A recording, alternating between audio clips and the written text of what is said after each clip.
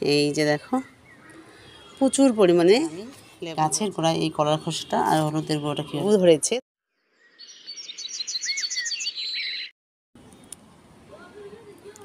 চলে আসলাম আমার ছাদ বাগানে। তো আজকে তোমাদের দেখাবো আমার ছাদ বাগানে লেবু গাছের যত্ন আমি কিভাবে করি।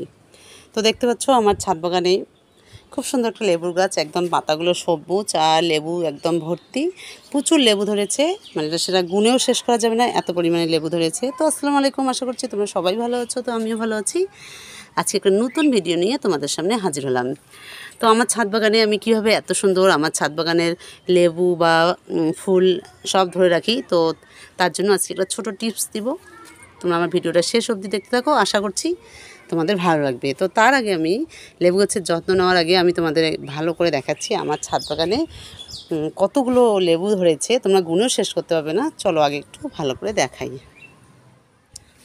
তো প্রথমেই তোমাদের দেখাই আমার লেবু গাছে দেখো মাছের কার্টুনে দিয়েছি, একদম গোড়াটা খুব সুন্দর, কারণ আমি গোড়াটা সবসময় গোড়াগুলো সবসময় ভালো রাখি, যত্ন রাখি। আর যেহেতু এখন বর্ষাকাল আর আমি মাঝে মাঝে হলুদের গুঁড়ো দিয়ে থাকি, তো আজকে দেখো আমার লেবু গাছের গোড়াটা দেখো কত সুন্দর। আর গোড়ার নিচে দেখো কোনো ডাল নেই, সব কেটে দিয়েছি আমি যখন ছোটো অবস্থা ছিল। তো এবার দেখাবো আমি আমার ছাদ বাগানে কী পরিমাণে লেবুটা হয়েছে। তো তোমরা একটু ভালো করে দেখবে, এই যে দেখো এরকম এরকম সব গাছই এরকম প্রচুর লেবু ধরেছে। আর লেবু এত ধরেছে দেখলেই ভালো লাগে। তো এই যে তোমাদের একটু ভালো করে দেখাচ্ছি, এই যে দেখো প্রচুর পরিমাণে লেবু ধরেছে আমার ছাদ বাগানে। এই যে দেখো, তো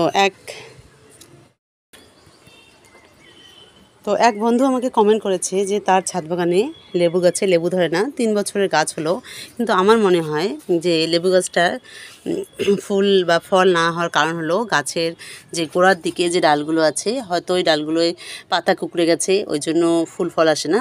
যদি তোমাদের কোনো গাছের ফুল ফল আসে না, সেক্ষেত্রে তোমার ডালগুলো কেটে দিবে, দেখবে পাতাগুলো নতুন পাতা বের হবে, তাহলে দেখবে খুব সুন্দর ফুল চলে আসবে। আর তোমরা অবশ্যই কলার খোসাটা ব্যবহার করবে, ওখানে প্রচুর পরিমাণে পটাশিয়াম পাওয়া যায়। কলার খোসা, ডিমের খোসা, সবজির খোসা তোমরা ব্যবহার করবে, দেখবে খুব সুন্দর তোমরা লেবু পাবে। আর লেবু গাছে আরেকটা জিনিস করতে পারো, সেটা হলো তোমাদের নিকটবর্তী কোনো দোকান থেকে তোমরা হাড় গুঁড়ো নিয়ে আসতে পারো।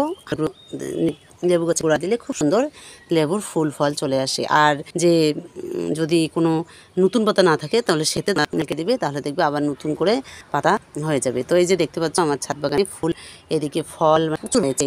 আর আরেকটা গাছেও লেবু তোমাদের দেখিয়েছি অনেক ভিডিওতে, চলো তাও আরেকবার দেখাই, দেখে তারপরে এই লেবু গাছ গোড়াটা আমি কীভাবে যত্ন দেখাচ্ছি। দেখতে পাচ্ছ আমার ছাদ বাগানে প্রচুর লেবু ধরেছে।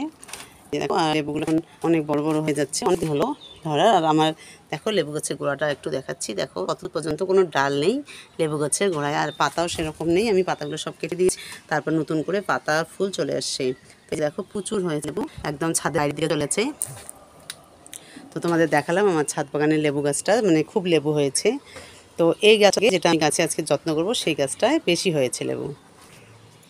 তো এই গাছটায় আরও প্রচুর প্রচুর লেবু হয়েছে আমার ছাদ বাগানে। তো চলো এবার গোড়াটা একটু যত্ন করি।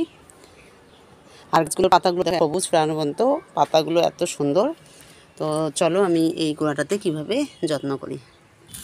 তো তার জন্য নিয়েছি কলার খোসা, তো দেখতে পাচ্ছ, আর নিয়েছি কিছুটা পরিমাণে হলুদ।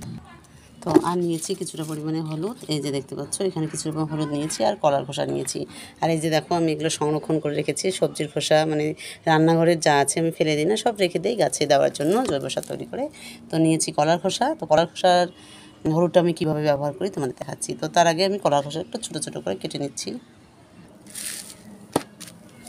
তো কলার খোসাটা আমি একটু ছোটো ছোটো করে কেটে নিচ্ছি। আর আমি কীভাবে দেই, যেহেতু এখন বর্ষাকাল চলছে, তো কীভাবে কলার খোসাটা ব্যবহার করবে, যেহেতু ডাইরেক্ট ব্যবহার করব, তো কীভাবে ব্যবহার করবে সেটা একটু দেখাচ্ছি। তো এগুলো আগে আমি ছোটো ছোটো করে কেটে নিচ্ছি।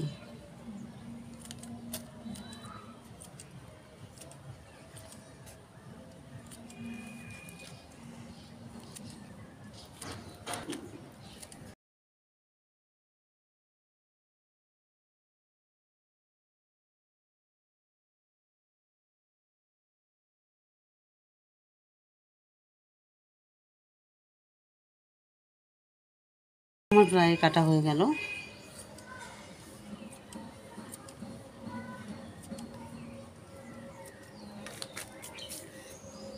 তো আমি এই যে ছোটো ছোটো টুকরো করে কলার খোসাটা কেটে নিলাম। তো চলো এবার আমি গাছের গোড়ায় এই কলার খোসাটা আর হলুদের গুঁড়োটা কীভাবে দেয় তোমাদের দেখাচ্ছি। চলো এই যে আমি ছোটো ছোটো কলার খোসা নিয়েছি আর হলুদের গুঁড়ো নিয়েছি, তো সেটা কিভাবে দেব তোমাদের একটু দেখাই।